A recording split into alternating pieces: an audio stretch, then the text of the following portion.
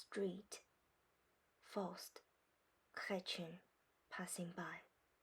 May I walk with you, O fairest lady? I'm not a lady. I'm not fair. I can go home by myself. She disengages herself and goes off. By God, there's a beauty for you. I never set eyes on the likes. Such a good girl, so pure. But she knows how to cut you too. Those bright red lips and shiny cheeks. As long as I live, I'll never forget them. The way she dropped her eyes would break a man's heart. And that quick temper, well, that was priceless. Enter Mephistopheles. Listen here, you must get me that girl. Which girl? She just went past. What? Her? She's just been to confession. The priest couldn't find a thing. I slept close by and overheard them. An innocent creature, no need to confess at all. I can't do anything with her. She's over 14, isn't she? You talk like a regular gentleman, flattering yourself that any flavor, any flower you fancy is yours to pluck. But it can't be done not always. Stop your preaching, Mr. Simonizer, I'll tell you this. If that sweet young thing doesn't sleep in my arms tonight, we part company. I'll give you till the stroke of 12. Please be reasonable. I need at least a couple of weeks just to reconnoiter. Let me have a couple of hours, and I could seduce one like her, and no need the devil to help me. You talk just like a Frenchman. But don't take it hard. What's the good of having your pleasure point blank? The fun isn't nearly as great as when you are worked on her all that sort of ways and got her going. You can read about it in those Italian tales. I don't need them to get me going. Now, to put it bluntly, this pretty girl of yours isn't to be had in a hurry. You can't take her by storm. We have to use our wits. Get me something of hers. Take me to her bedroom. Get me a scarf she wears, or, closer to my desire, get me one of her garters, to let you see that I will do what I can. Well, now lose a minute. I'll take you to her bedroom this very day. Shall I see her? Shall I have her? No, she'll be at a neighbour's. But you'll be able to face your sincere and think of the delights that await you. Can we go at once? It's too early yet. Find some present for me to give her. Off. Presents already? That'll do the trick. I know some good spots with hidden treasure in them. I'll have to scout around a bit. Evening. A tidy little room. Planting and binding up her hair. I'd give something to know who the gentleman was today. He certainly seemed all right. And he must be well born. You could tell that from the look of him, and he wouldn't have acted so free if he wasn't of Mephistopheles. Faust. Come in, come in. Quietly now. After an interval. Please leave me here by myself. Poking around. Not all the girls are as clean and tidy as this one. Off. Looking round. Welcome, sweet twilight. Float in this holy place. Now let the bonds of love the live and sluggish, on the dew of hope lay hold of me. Here where everything breathes quietude, order, contentment. So rich is this poverty, so blissful this confinement. He sits down in the leather armchair by the bed. Let me sit here, where so many have sat in joy or in sorrow in days gone by, where children time and time again have gathered round their old grandfather. Perhaps my sweetheart, yet a child, once kissed his aged hand in piety and in gratitude for her Christmas gift. Oh, girl, I feel your spirit of order and of comfort whispering in the air about me. The spirit that lovingly teaches you day by day to spread the clean clothes and sprinkle the sand on the floor with that dear hand of yours, making this lowly dwelling a heaven indeed. And here he lifts a bed curtain. This makes me tremble with delight. I could linger here for hours. Here is where she has slept her tender sleep, dreaming nature's dreams, and slowly grown into the angel she was born to be. But me, what brings me here? What do I want here? Why am I so oppressed, so moved? Poor Faust, I hardly know you. Is there some spell at work? I was out to gratify my lust, and I found myself lost in a love dream. Are we prey to every breeze that blows? And if she came in this minute, I should pray dearly for my offense. How small I should feel, prostrate at her feet. Entering. Quick, I see her coming down below. Away, I'll never come here again. Here's a jewel box I got somewhere. Stick it in her cupboard. It'll turn her head, you'll see. It's fairly heavy. I put a few things in that were meant for someone else, but after all, one goes as good as another, and it's all in the game.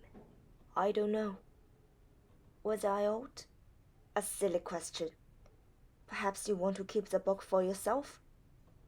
Are you a misser, by any chance? If you are, waste no more time and save me further trouble. Here I am scratching my head and rubbing my hands. He puts the box in the cupboard and closes it. Now quick, we must be off, trying to bring the little girl round to where you want her. And you stand there, looking as if you were going to give a lecture, with the grey ghosts of physics and metaphysics staring at you. Come on. Off with the lamp. It's so close here, so stuffy. She opens the window, and yet it's fresh enough outside. I feel so queer. I wish my mother was home. I'm all of a tremble. What a foolish, frightened girl I am, she sings while undressing.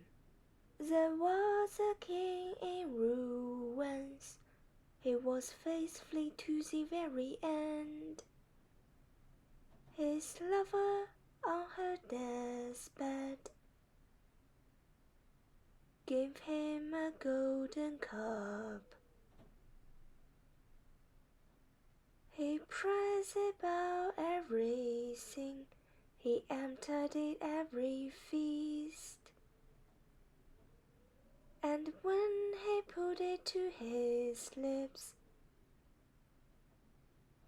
the tears always came into his eyes. When his turn came to die, he went over his possessions and left them all to his heir, but not the golden cup. He sat at the royal banquet with his return around him in the high ancestral hall of his castle by the sea. Then the old fellow rose round the cup for the last time and threw it into the water.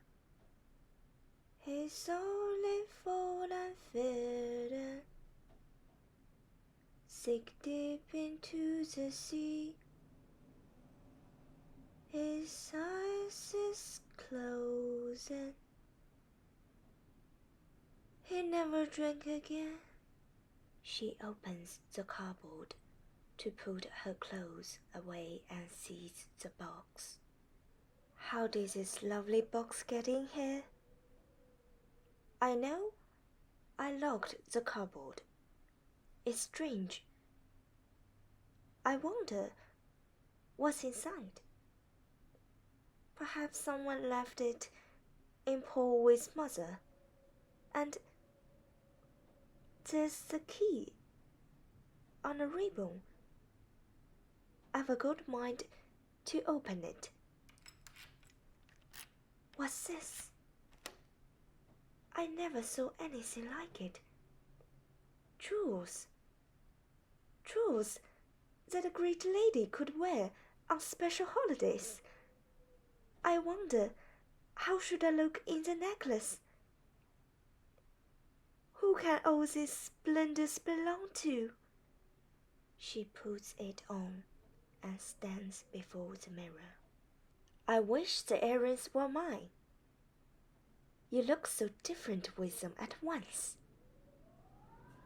Ah, poor me. A pretty face doesn't help.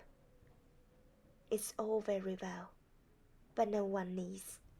Or they praise me and pity me. It's money they're after. Money does everything. And we're just the poor. On the walk, Faust, insult passing up and down. Mephistopheles joins him. By unrequited love, by all the fires of hell. I wish there was something worse that I could swear by. What's got to what's eating you? I never saw such a face in all my life. If I wasn't the devil myself, I'd say devil take me. Have you got a tie loose? It's funny to see you behaving like a lunatic. Just think, the jewels I got for catching, the priest has swept them. Her mother saw them and got cold feet right away. She has a sensitive nose. She always sniffing in her prayer book and knows by the smell whether a thing is sacred or profane. She knew at once there was something wrong with the jewels. Child, she said, unlawful property snares the soul and dries the blood. We'll give them to the Virgin, and she'll reward us with mammon from heaven. Ketchum put a long face and said to herself, they needn't have looked her gift horse so in the mouth. And surely it can't have been a wicked man that gave her it. Her mother sent for the priest and told him what had happened, and he liked what he saw. You did right, he said, to resist temptation. It always pays. The church has a good stomach. It has gobbled up whole countries, and never overwritten. The church alone, good woman, can digest unlawful property. This is the way it goes, they all do it. Where upon he pocketed the lot, proselytes, rings, chains like so many trolls, a mailbag led, and barely thanked them, told them they'd get their reward in heaven, and left them all uplifted.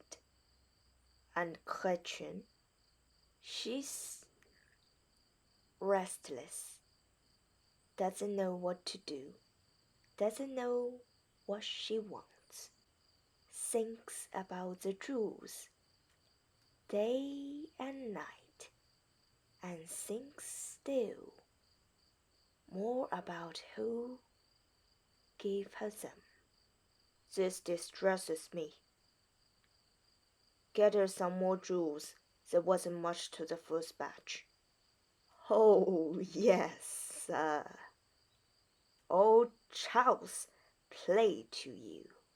Hurry up and do as I wish. Get hold of her neighbor. Don't be such a pudding head. And don't forget the new jewels. Yes, sir, yes. Happy to oblige. Faust off. These foolish lovers would blow up the whole works, sun, moon, and stars, to please a woman. A neighbor's house. Alone. God, forgive me the husband of mine. He didn't treat me right. Went off, disappeared, and left me in the lurch. I never gave him any trouble. God knows I was fond of him. She weeps. Perhaps he's dead? Oh, dear! If only I had a death certificate. Enter Gretchen. Frau Marthe? Oh, Gretchen, what is this? My knees are shaking.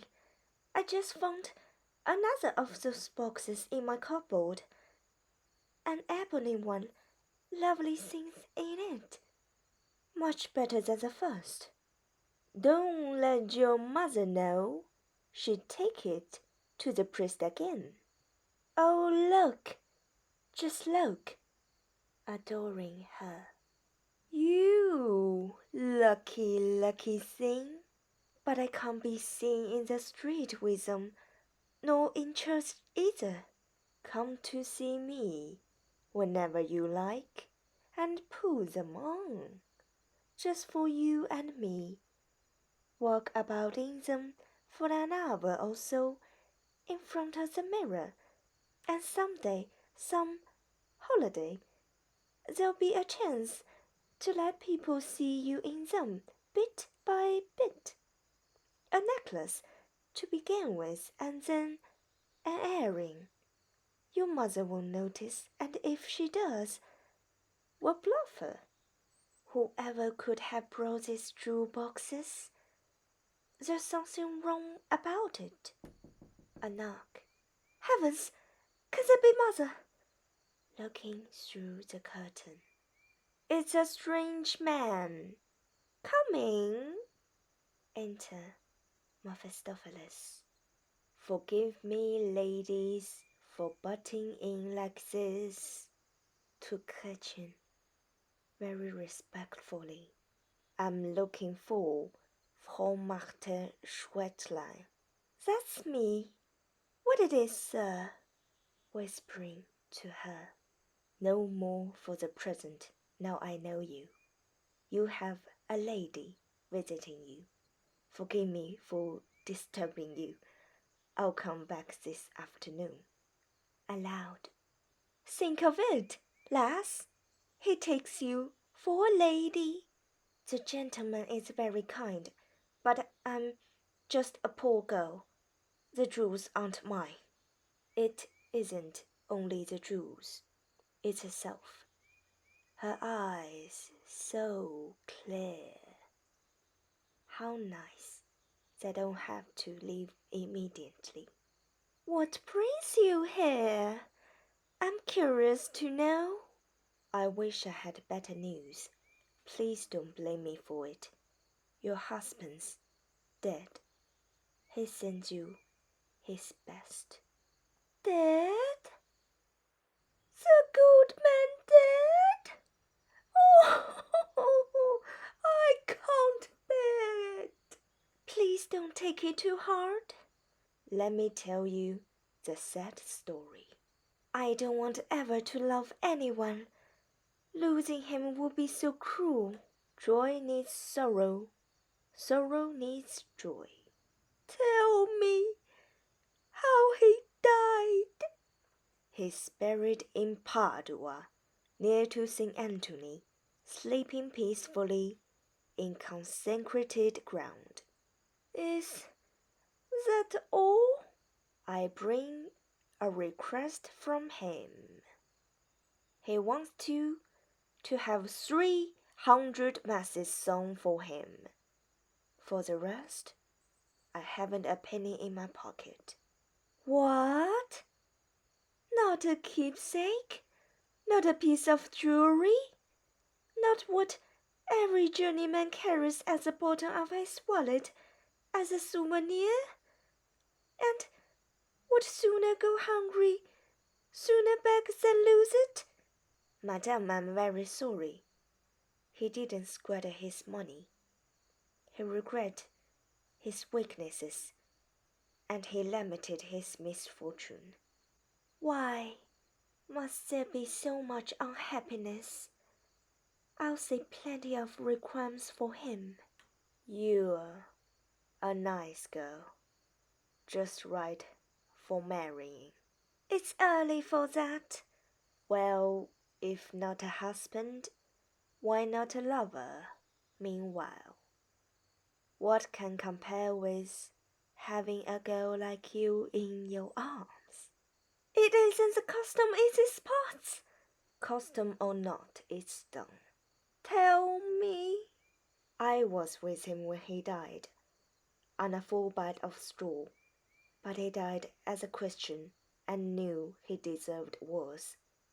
Oh, how I hate myself, he said, running away like that from my trade and my wife. Dreadful to think of, if only she would forgive me. Weeping. The dear man, I forgave him long ago. But God knows she was more to blame than me. It's a lie. What? Lie like that on the brink of the grave? True, he was wondering in his mind at the last. If I know anything, I never had any fun, he said. What with children, and then feeding them all, feeding them in more ways than one, I hardly had a chance to eat in peace myself. How could he forget? How I toiled for him day and night and loved him, and was true. You're wrong there, he didn't forget, far from it, he said. When we set out from Malta, I prayed for my wife and children fervently. Then we ran into luck and captured a Turkish vessel laden with treasure of the Sultan's. Courage had its reward, and I got my full share. Oh dear, do you think he buried it? Who knows where in the world it's gone? A pretty lady took up with him. When he was going about in Naples all alone, she was kind to him, so very kind, that he felt it to the end of his days. The witch! Robbing his own children and going on living that wicked life for all his troubles. Well, he's dead now. That's the other side of the story. If I were you, I'd put in a decent year's mourning and then look about for someone else. Oh dear, it won't be easy for me to find another as good as my first. He was Such fun he was hard to beat. Only he was too restless always after woman and wine and gambling. Come now, that wasn't so bad, providing he was as indulgent with you. On those terms, I wouldn't mind taking you on myself. Oh, sir, what a joker you are! Aside, now I must get away. She'd take even the devil at his word. To Gretchen, what about your love affairs? What do you mean? Aside, you poor, little, innocent. Aloud, goodbye. Goodbye.